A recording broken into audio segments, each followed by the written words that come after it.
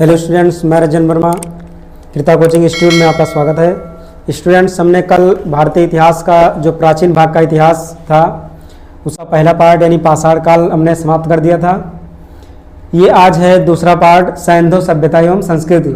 सैंधव सभ्यता का मतलब होता है सिंधु घाटी सभ्यता या हड़प्पा सभ्यता। इसको 3 नामों से जाना जाता है, सिंध सभ्यता, सिंधु घाटी सभ्यता और हड़प्पा सभ्यता। इसी को ही सैंधव सभ्यता कहते हैं। तो आज इससे संबंधित हम बहुविकल्पीय प्रश्नों को देखेंगे जो कि बहुत ही इंपॉर्टेंट है, हर कंपटीशन में लगभग आए हुए प्रश्न है और निश्चित तौर पर अगले भी कंपटीशन में आने वाले हैं। तो चलिए देखते हैं इसको।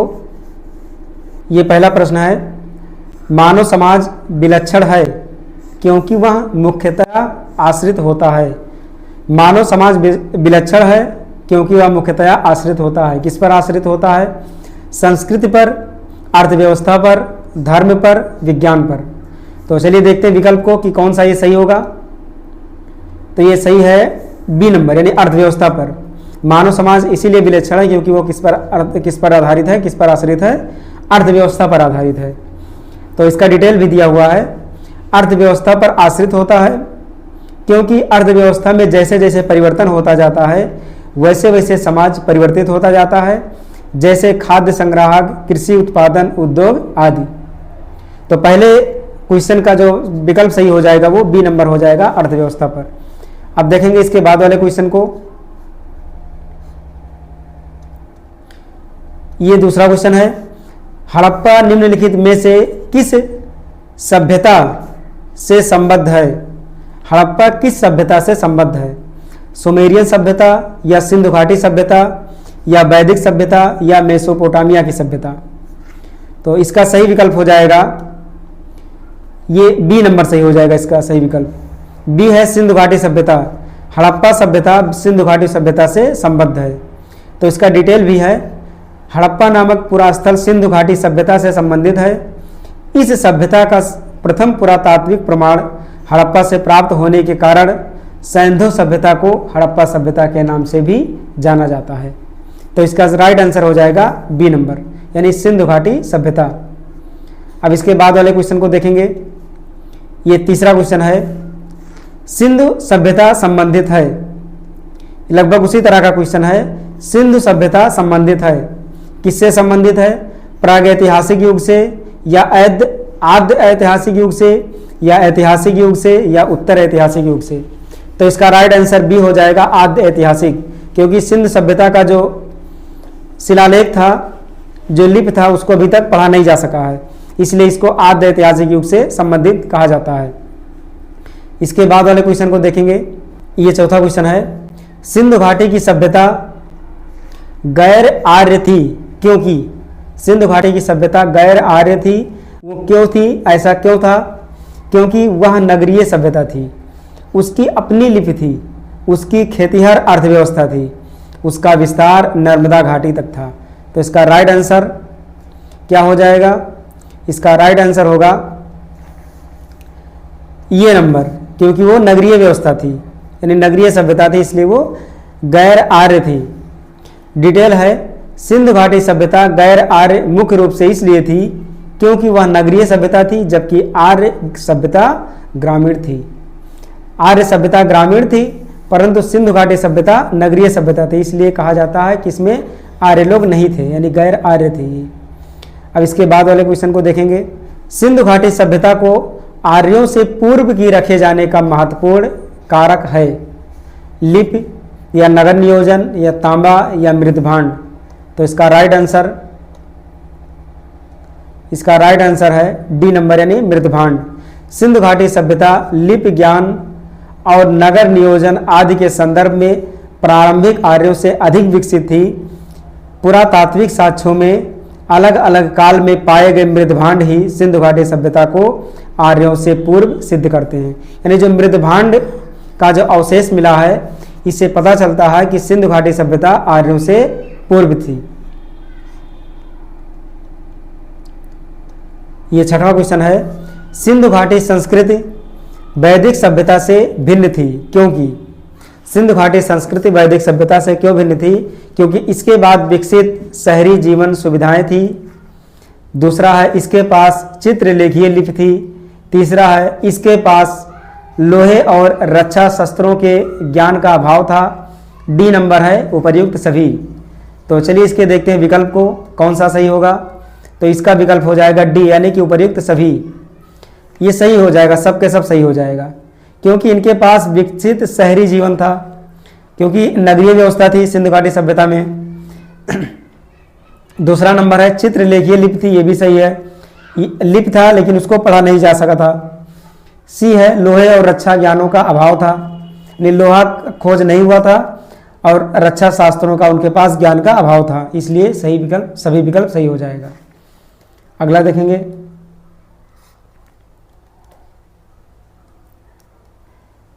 सातवां नंबर है हड़प्पा संस्कृति की जानकारी का प्रमुख स्रोत है। हड़प्पा संस्कृति की जानकारी का प्रमुख स्रोत शिलालेख, पकी मिट्टी की मोहरों पर अंकित लेख या पुरातात्विक खुदाई या इनमें से सभी। तो कौन सा इसका सही हो जाएगा? इसका राइट आंसर हो जाएगा सी नंबर यानी पुरातात्विक खुदाई। हड़प्पा सभ्यता की लिपि का वाचन अभी तक नहीं हो सका। लिपि का वाचन का मतलब होता है जो लिपि मिली थी उसको अभी तक पढ़ा नहीं जा सका है। अतः सभ्यता से संबद्ध अनेकों पुरास्थलों से प्राप्त पुरावशेष ही हड़प्पा संस्कृति की जानकारी का प्रमुख स्रोत है। जो पुरातात्विक खुदाई हुआ था उसी से पता चलता है हड़प्पा संस्कृति के बारे में।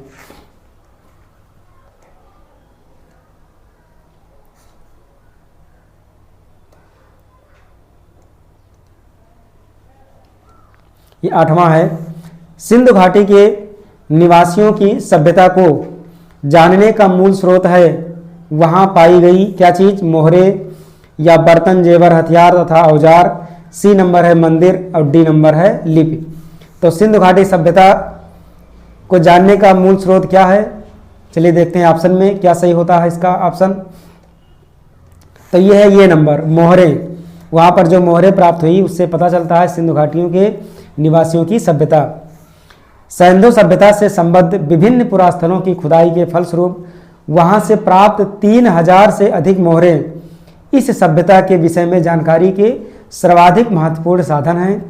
मोहरों पर अंकित चित्रों के माध्यम से सैंधव सभ्यता के विभिन्न कार्यकलापों एवं विश्वासों पर जानकारी प्राप्त होता है। तो मोहरों से पता चलता है कि सिंधु घाटी सभ्यता के निवासियों की सभ्यता। अब देखेंगे अगले क्वेश्चन को।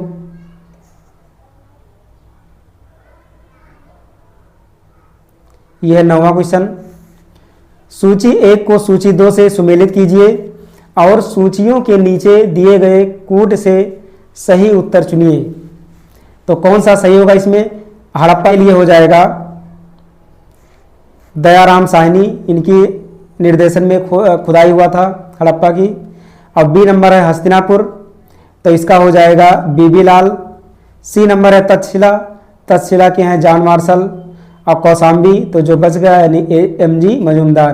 तो इस प्रकार से इसका जो विकल्प होगा वो सी हो जाएगा। ये 10वां नंबर है भारत में चांदी की उपलब्धता के प्राचीनतम साक्ष्य मिलते हैं हड़प्पा संस्कृति में कि पश्चिमी भारत की ताम्र पाषाण संस्कृति में कि वैदिक संहिताओं में या चांदी के आहत सिक्कों में। तो इसका राइट आंसर हो जाएगा विकल्प नंबर ये। इसका राइट आंसर होगा हड़प्पा संस्कृति में। हड़प्पा वासियों को चांदी की जानकारी थी। मोहनजोदड़ो और हड़प्पा के निवासियों के मध्य इसके विधिवत प्रयोग के साक्ष्य मिलते हैं। ये 11 नंबर है हड़प्पा में मिट्टी के बर्तनों पर सामान्यतया किस रंग का उपयोग हुआ था? लाल रंग का, नीला हरा रंग का या पांडु या नीला रंग का? तो ये तो सबको पता है कि मिट्टी के बर्तन बनेंगे तो वो लाल रंग के ही होंगे, परंतु उन्होंने अलग से किस रंग का प्रयोग किया था? तो इसको देखेंगे हम कि कौन सा सही होगा ये। तो उन्होंने लाल रंग का ही प्रयोग किया था। लिखा है प्रारंभिक हड़प्पा सभ्यता में पैर से चालित चाक का प्रयोग किया जाता था। यानी पहले पैर से चलित चाक का प्रयोग करते थे, लेकिन बाद में हाथ से चलित चाकों का प्रयोग किया जाने लगा। मृत भांडों को बनाने वाली मिट्टी में रेत का मिश्रण किया जाता था, जिनको पकाने पर यह हल्के भूरे लाल रंग का रूप ग्रहण कर लेती थी।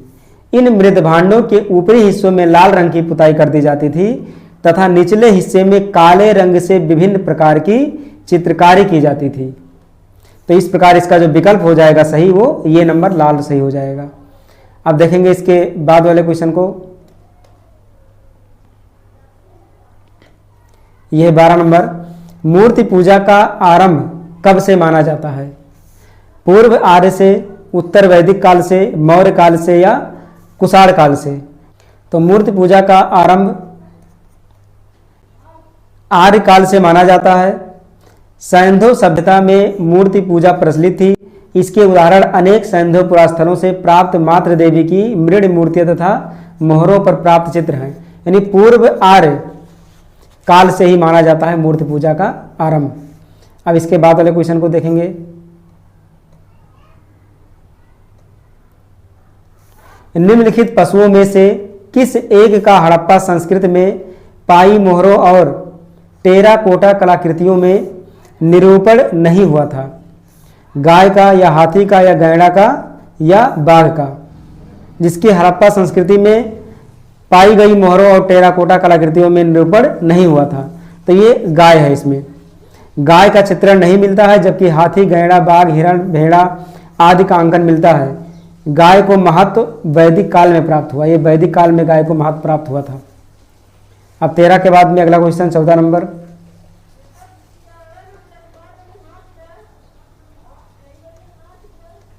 निम्नलिखित में से कौन सा एक हड़प्पा स्थल नहीं है? चंदहुदड़ो या कोटदीजी या सोहगौरा या देसलपुर? तो इसमें कौन सा हड़प्पा स्थल नहीं है? सोहगौरा। सोहगौरा उत्तर प्रदेश के गोरखपुर में राप्ती नदी के किनारे स्थित एक गांव है।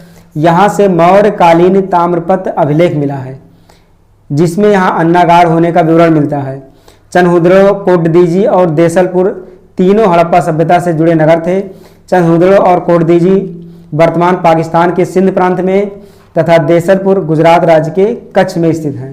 यानी जो सोहगौरा है ये हड़प्पा स्थल से संबंधित नहीं है। अब अगले क्वेश्चन को देखेंगे।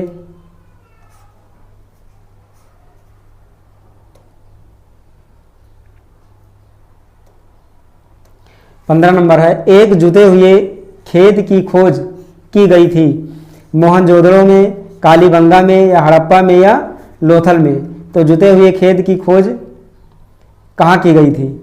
कहाँ से पता चला था ये जुते हुए खेत? तो ये है बी नंबर, कालीबंगा में। राजस्थान के हनुमानगढ़ जिले में घग्गर नदी के किनारे स्थित कालीबंगा से जुते हुए खेत के साक्ष्य मिले हैं। राजस्थान के हनुमानगढ़ जिले में घग्गर नदी के किनारे स्थित है ये कालीबंगा, यहाँ से जुते हुए खेत के साक्ष्य मिले हैं। अब इसके बाद वाले क्वेश्चन को देखेंगे।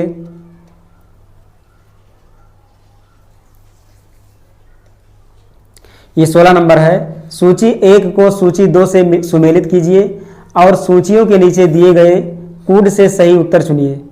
हड़प्पा, लोथल, कालीबंगा, मोहनजोदड़ो। तो इसका सही कौन सा होगा?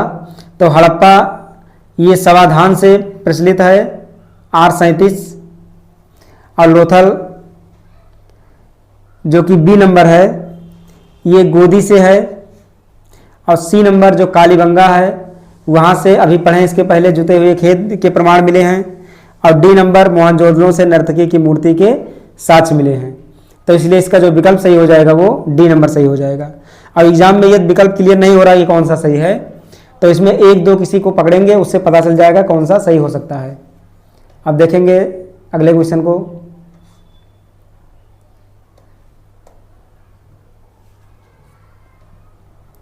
ये 17 नंबर है, सूची 1 को सूची 2 से सुमेलित कीजिए और सूचियों के नीचे दिए गए कूट से सही उत्तर चुनिए। हड़प्पा, हस्तिनापुर, नागार्जुन, कोंडा, पैठन। तो इसमें कौन सा सही होगा? तो हड़प्पा ये सब नदी के नाम है जो बगल में दिए हुए हैं सूची 2 में। तो हड़प्पा रावी नदी के किनारे था, और दूसरा है बी हस्तिनापुर, ये था गंगा नदी के पास, और नागार्जुन कोंडा ये कृष्णा नदी के पास था। वैसे समझ सकते हैं कि नागार्जुन कृष्णा, और जो डी पैठन है बच गया गोदावरी, तो गोदावरी से इसको मिला देंगे। और 1-2 क्लियर हो गया तो बाकी सब क्लियर हो जाएगा। जैसे हड़प्पा का ये तो पता है कि रावी पर है ये, तो ये का नाम 2 यहाँ देख लेंगे। ये वाला 2 किस में मिल रहा है? ये बी में मिल रहा है, बाकी किसी में नहीं है, तो इसे क्लियर हो जाएगा कि बी विकल्प इसका सही है।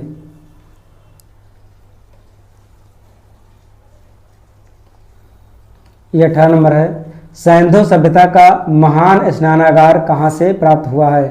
तो स्नानागार मोहनजोदड़ो से या हड़प्पा से कि लोथल से या कालीबंगा से?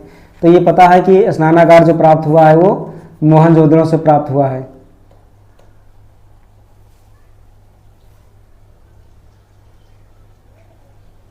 तो इसका राइट आंसर हो जाएगा ये नंबर, मोहनजोदड़ो।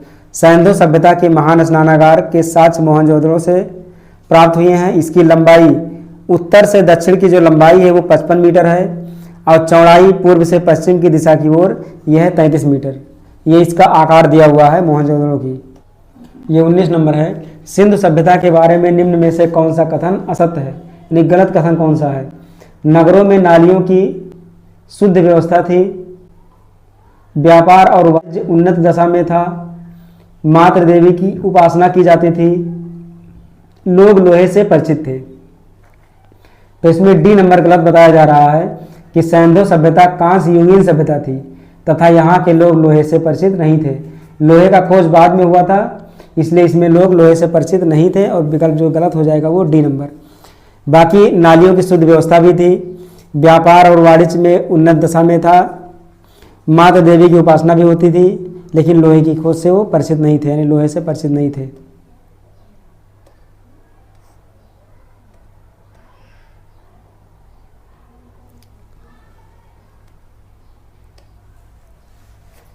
20 है, सिंधु घाटी सभ्यता जानी जाती है अपने नगर नियोजन के लिए, मोहनजोदड़ो और हड़प्पा के लिए, अपने कृषि संबंधी कार्य के लिए एवं अपने उद्योगों के लिए।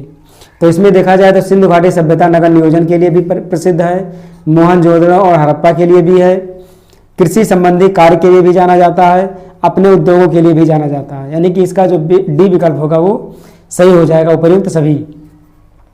अब अगले क्वेश्चन को देखेंगे। 21 नंबर है, निम्नांकित किसका सुमेल नहीं है? आलमगीरपुर उत्तर प्रदेश, लोथल गुजरात, कालीबंगा हरियाणा, रोपड़ का पंजाब। तो इसमें कौन सा है जो सुमेलित नहीं है? तो इसमें जो सी विकल्प है कालीबंगा वो सुमेलित नहीं है। कालीबंगा वो राजस्थान में स्थित है, राजस्थान के हनुमानगढ़ जिले में स्थित है और इसकी खोज 1951 में अमलानंद घोष ने की थी। अब बाकी आलमगीरपुर उत्तर प्रदेश, लोथल गुजरात, रोपड़ पंजाब सब सही है, कालीबंगा हरियाणा ना होकर के राजस्थान के हनुमानगढ़ जिले में स्थित है। अगले क्वेश्चन को देखेंगे।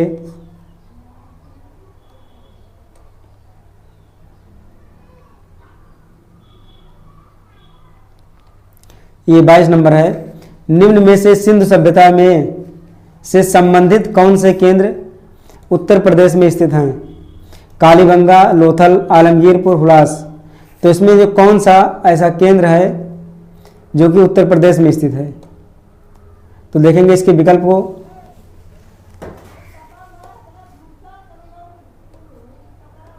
इसमें डी विकल्प सही हो जाएगा, यानी तीसरा और चौथा ये संबंधित है। आलमगीरपुर और हुलास ये दोनों उत्तर प्रदेश से संबंधित हैं। कालीबंगा राजस्थान में, लोथल गुजरात में है।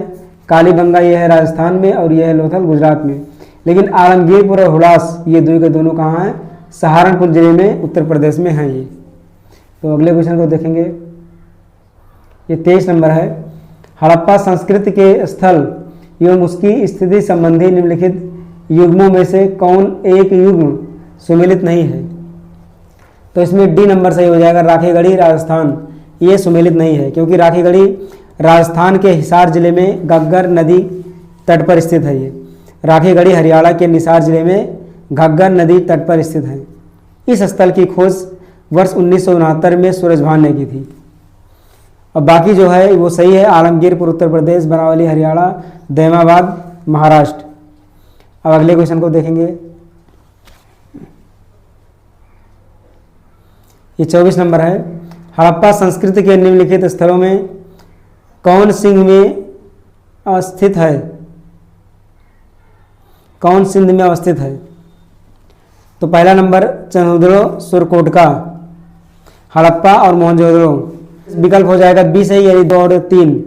हड़प्पा पाकिस्तान के सिंध प्रांत में, पंजाब में, मोहनजोदड़ो तथा चंदौली दोनों सिंध प्रांत में तथा सुरकोटका गुजरात में स्थित है। अब देखेंगे अगले क्वेश्चन को। अगला क्वेश्चन है, चनहुदड़ो के उत्खनन का निर्देशन किसने किया था?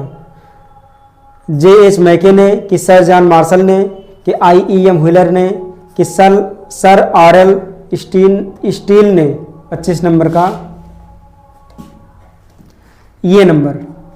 मोहनजोदड़ो से लगभग 130 किलोमीटर दक्षिण पूर्व में स्थित चनहुदड़ो की खोज सर्वप्रथम 1931 ईस्वी में N.G. मजूमदार ने किया तथा वर्ष 1935 में मैके ने यहाँ उत्खनन करवाया था।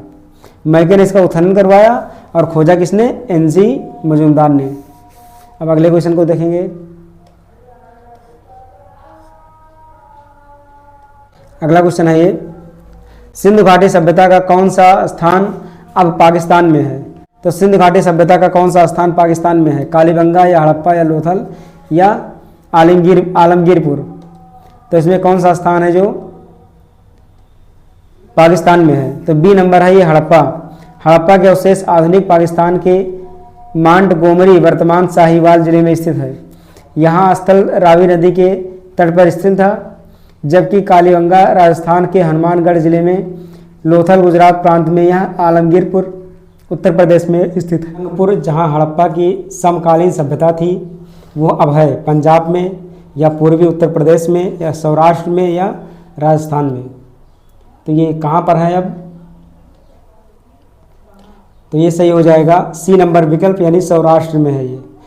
रंगपुर गुजरात के सौराष्ट्र क्षेत्र में स्थित है। यहाँ से प्राक हड़प्पा सभ्यता और उत्तर हड़प्पा कालीन सभ्यता के साक्ष्य मिले हैं। तो अगले क्वेश्चन को देखेंगे अब।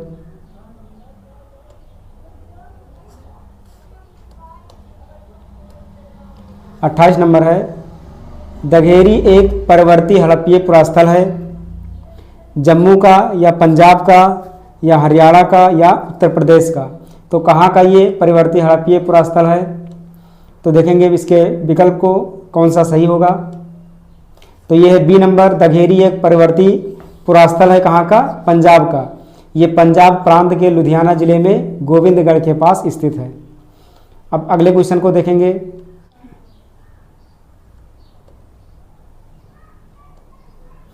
ये 29 नंबर है, सिंधु सभ्यता का कौन सा स्थान भारत में स्थित है? हड़प्पा स्थित है या मोहनजोदड़ो है या लोथल है या इनमें से कोई नहीं? तो सिंधु सभ्यता का कौन सा स्थान भारत में स्थित है? तो ये है सी नंबर, यानी लोथल। सिंधु सभ्यता से संबंधित लोथल नामक पुरास्थल गुजरात के अहमदाबाद जिले में भोगवा नामक नदी के तट पर सरगवल गांव के समीप स्थित है। और हड़प्पा और मोहनजोदड़ो ये पाकिस्तान में स्थित हैं। अब देखेंगे अगले क्वेश्चन को।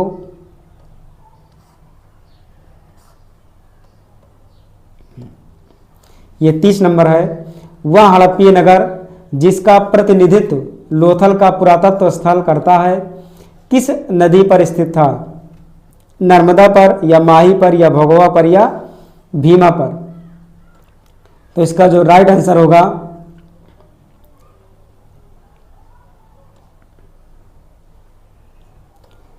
वो हो जाएगा सी नंबर, यानी भोगवा नदी। हड़प्पीय नगर लोथल गुजरात के अहमदाबाद जिले में भोगवा नदी के किनारे स्थित है। अगला क्वेश्चन देखेंगे।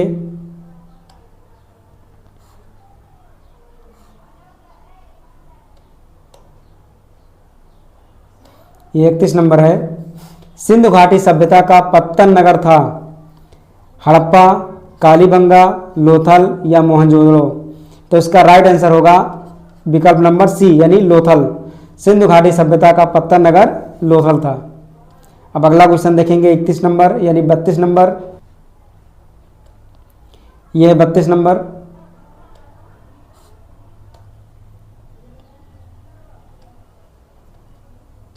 निम्नलिखित में से कौन सा एक हड़प्पा का बंदरगाह है? हड़प्पा का बंदरगाह सिकंदरिया या लोथल या महास्थानगढ़ या नागपट्टनम?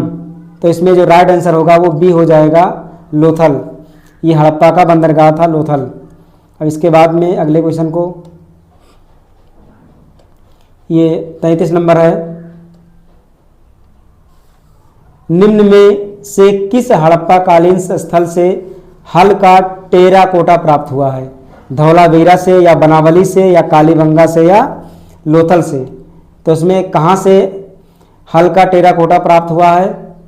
तो राइट आंसर हो जाएगा बी नंबर, बनावली से।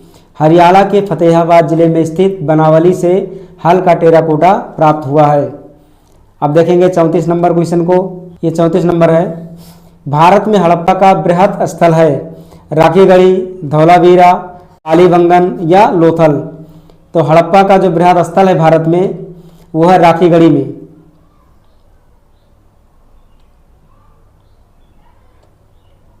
ये राखीगढ़ी में हो जाएगा ये नंबर।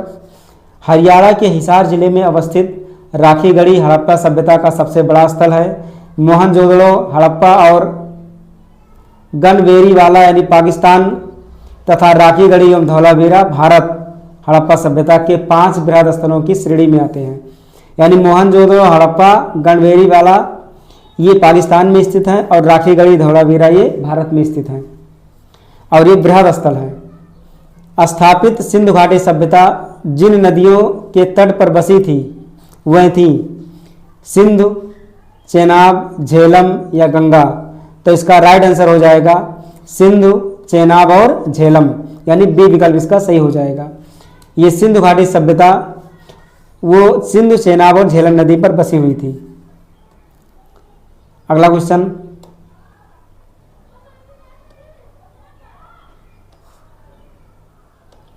ये 36 नंबर क्वेश्चन है, सिंधु घाटी के लोग विश्वास करते थे। सिंधु घाटी के लोग किस में विश्वास करते थे? आत्मा और ब्रह्म में, या कर्मकांड में, या यज्ञ प्रणाली में, या मात्र शक्ति में?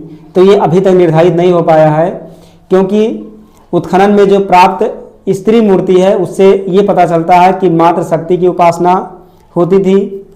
उसमें पुरुष आकृति भी मिली है, इससे पता चलता है कि शिव की पूजा की जाती थी। अग्निकुंड या यज्ञ वेदिकाएं भी प्राप्त हुई हैं। मृतकों के साथ दैनिक उपयोग की वस्तुओं को दफनाने में आत्मा में विश्वास का भी अनुमान लगाया जाता है।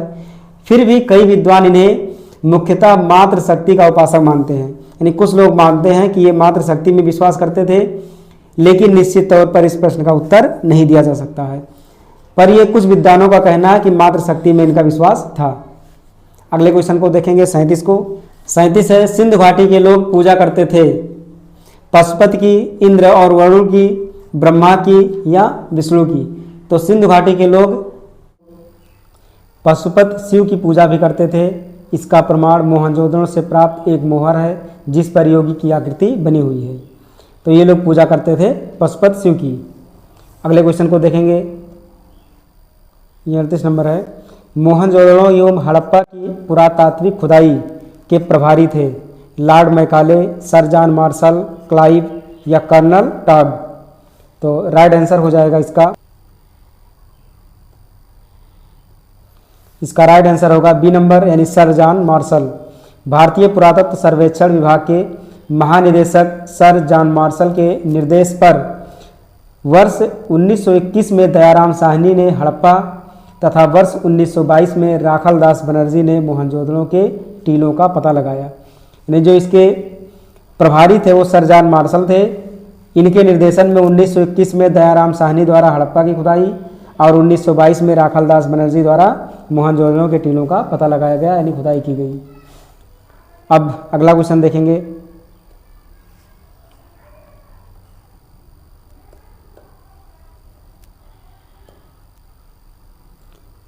ये 39 नंबर है, सिंधु घाटी सभ्यता को खोज निकालने में जिन 2 भारतीयों का नाम जुड़ा हुआ है वह हैं राखलदास बनर्जी तथा दयाराम साहनी, जॉन मार्शल तथा ईश्वरी प्रसाद, आशीर्वादी लाल श्रीवास्तव तथा रंगनाथ राव, माधव स्वरूप वत्स तथा वीवी राव।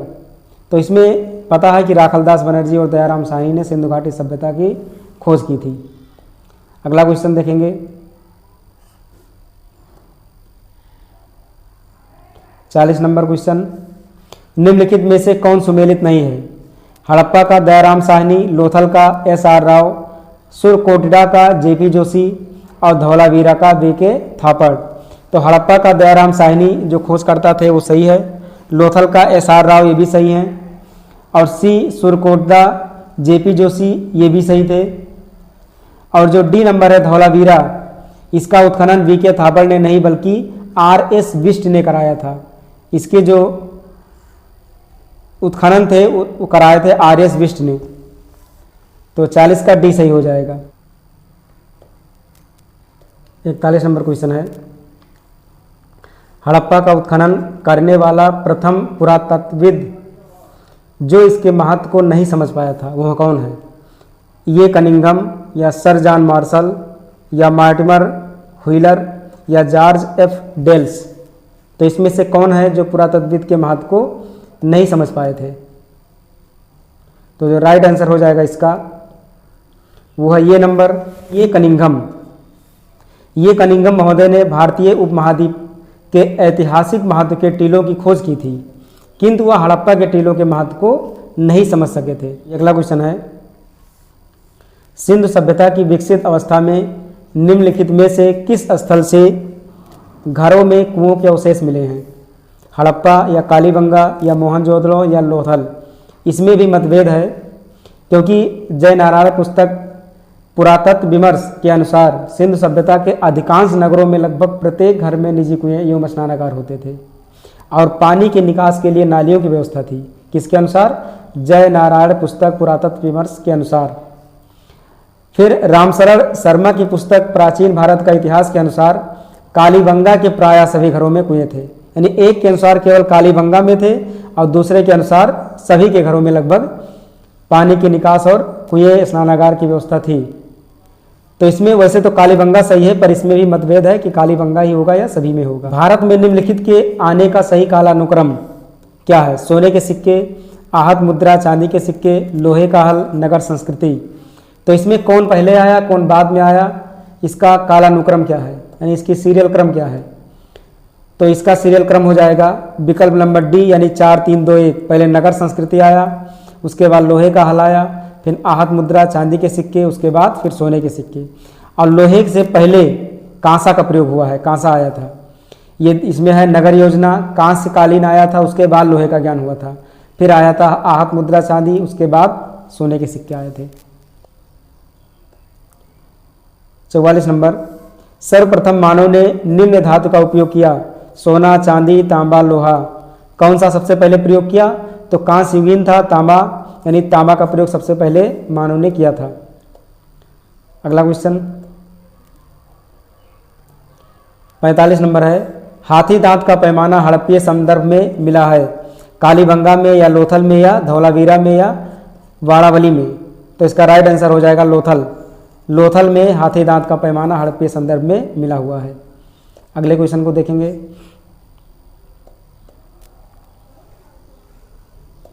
ये 46 नंबर है, हड़प्पा कालीन स्थलों में अभी तक किस धातु की प्राप्ति नहीं हुई है? तांबा का प्रयोग या चांदी का प्राप्ति या स्वर्ण या लोहा? इसमें से किस धातु की प्राप्ति अभी तक हड़प्पा कालीन में नहीं हुई है? तो हड़प्पा कालीन में पता है कि लोहे का ज्ञान लोगों को नहीं था, तो ये कांस्य युगीन सभ्यता थी। इसमें तांबा, कांसा, स्वर्ण और चांदी सभी धातुएं मिली है, लेकिन लोहे की प्राप्ति नहीं हुई है। हड़प्पा कालीन लोग लोहे से परिचित नहीं थे, क्योंकि लौह युग का प्रारंभ वैदिक काल लगभग 1000 ईसा पूर्व से माना जाता है, ये बाद में प्रयोग हुआ है। देखेंगे अगले क्वेश्चन को,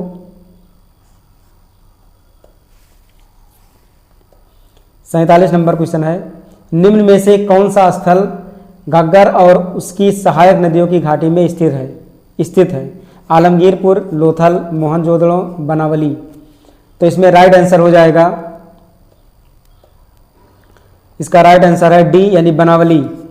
यह हरियाणा में स्थित बनावली नामक हड़प्पाई स्थल घग्गर एवं उसकी सहायक नदियों की घाटी में स्थित है।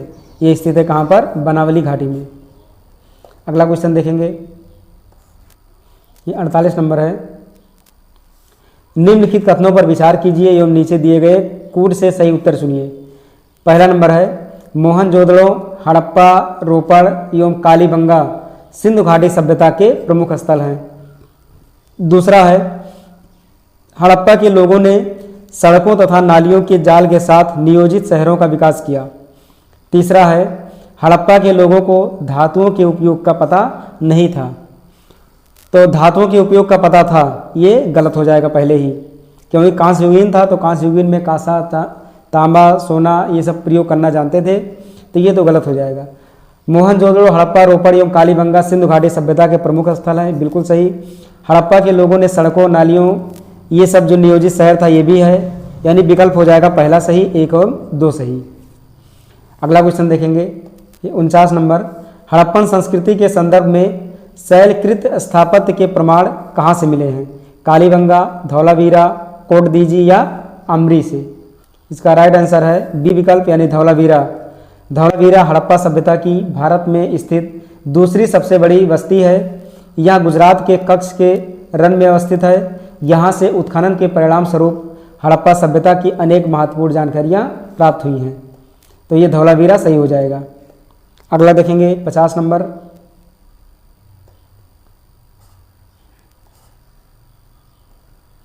यह कौन सा हड़प्पीय नगर 3 भागों में विभक्त है? लोथल या कालीबंगा या धौलावीरा या सुरकोटदा? तो इसमें कौन सा 3 भाग में विभक्त है?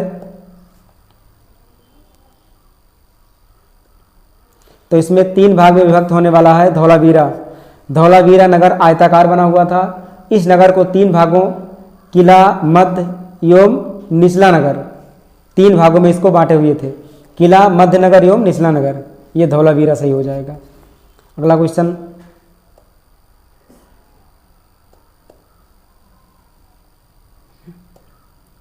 51 नंबर है, एक उन्नत जल प्रबंधन व्यवस्था का साक्ष्य प्राप्त हुआ है। कहाँ से प्राप्त हुआ है? आलमगीरपुर से, धौलावीरा से या कालीबंगा से या लोथल से? तो उत्तम जल प्रबंधन का जो साक्ष्य प्राप्त हुआ है वो कहाँ से प्राप्त हुआ है? वो है धौलावीरा से। तो धौलावीरा के निवासी बांध बनाकर जलाशयों में जल संग्रहित करते थे। तो धौलावीरा से जल प्रबंधन व्यवस्था का साक्ष्य प्राप्त हुआ है।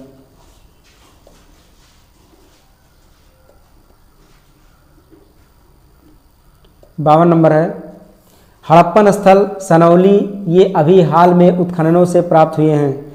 मानव समाधान, पशुओं के समाधान, आवासीय भवन या रक्षा दीवार? तो इसका जो राइट आंसर होगा वो होगा मानव समाधान। हड़प्पन स्थल सनौली से अभी हाल में उत्खननों से प्राप्त मानव समाधान है। ये उत्तर प्रदेश के बागपत जिले में बारौद तहसील के सनौली नामक हड़प्पन पुरास्थल से क्रमबद्ध रूप से 125 मानव समाधान प्राप्त हुए हैं, जिनकी दिशा उत्तर से दक्षिण है। इन समाधानों के साथ दैनिक उपयोग की वस्तुएं भी मिली हैं, जिनमें गहने प्रमुख हैं। इनके साथ ही कुछ जानवरों की हड्डियां भी प्राप्त हुई हैं। तो ये नंबर सही हो जाएगा, मानव समाधान। अगला क्वेश्चन है, वस्त्रों के लिए कपास की खेती का आरंभ सबसे पहले किया गया? मिस्र में, मेसोपोटामिया में, मध्य अमेरिका में या भारत में? तो ये पता है कि भारत में सबसे पहले कपास की खेती का प्रयोग किया गया था। ये वर्ष 1922 में राखलदास बनर्जी के नेतृत्व में सिंधु नदी के किनारे स्थित मोहनजोदड़ो उत्खनन से कपास के सूत्र की प्राप्ति की गई थी, यानी इसके अवशेष भी मिले हैं। इससे पता चलता है कि वस्त्रों के लिए कपास की खेती का आरंभ सबसे पहले भारत में किया गया था। अगला क्वेश्चन,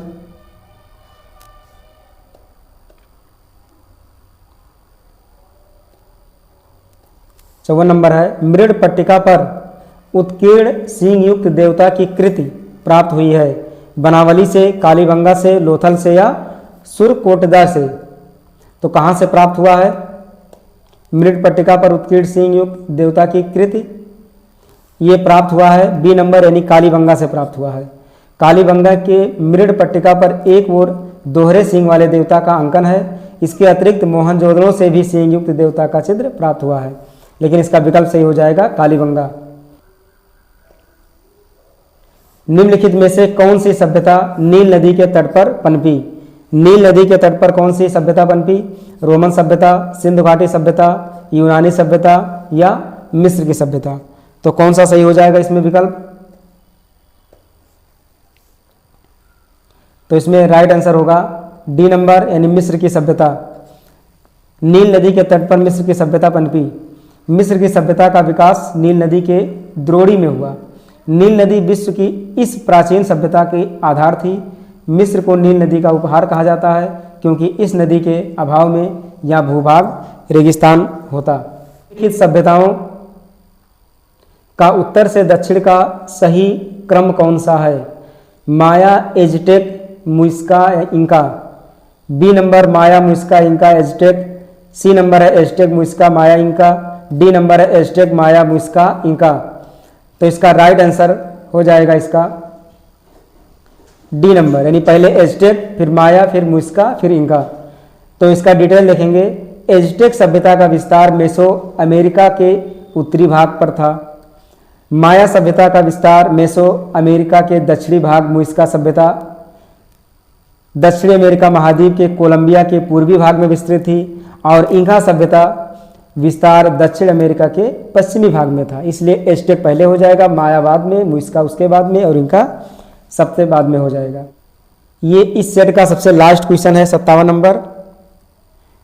जो सैंधव सभ्यता चल रहा था यानी सिंधु घाटी सभ्यता, उसका ये लास्ट क्वेश्चन है। लेखन कला की उचित प्रणाली विकसित करने वाली सर्वप्रथम प्राचीन सभ्यता थी सिंधु, मिस्र, सुमेरिया या फिर चीन। तो इसका जो राइट आंसर हो जाएगा वो सी हो जाएगा। यह सुमेरिया सभ्यता के लोग प्राचीन विश्व के प्रथम लिपि आविष्कर्ता थे। सुमेरिया की क्यूनिफॉर्म लिपि को सामान्यतः प्राचीनतम लिपि माना जाता है। तो लेखन कला की उचित प्रणाली विकसित करने वाली जो प्रथम प्राचीन सभ्यता थी वो थी सुमेरिया। तो 2 सेट समाप्त हो गया। पहला था पाषाण काल और ये दूसरा था सैंधव सभ्यता यानी सिंधु घाटी सभ्यता के बारे में। इसमें कुल 57 प्रश्न थे और ये सभी बहुत ही इंपॉर्टेंट प्रश्न थे जो कि कहीं ना कहीं किसी ना किसी एग्जाम में सब क्वेश्चन आए हुए थे और आगे भी किसी ना किसी एग्जाम में ये आने वाले हैं। तो इसलिए जितने भी क्वेश्चन हमने सॉल्व करा दिया है इसको अच्छे से देख करके अच्छे से समझ लें और इसको याद कर लें। जब इस वीडियो को 2-3 बार लगातार देखेंगे तो याद करने की ज़रूरत नहीं पड़ेगी, ये स्वतः ही याद हो जाएगा। तो यदि वीडियो पसंद आया हो तो चैनल को सब्सक्राइब करें, लाइक करें एवं बेल आइकन को दबा लें क्योंकि जो भी हम वीडियो अपलोड करें उसका नोटिफिकेशन आपको प्राप्त हो जाए। और वीडियो सभी दोस्तों के पास ज़रूर भेजें। तो धन्यवाद वीडियो देखने के लिए।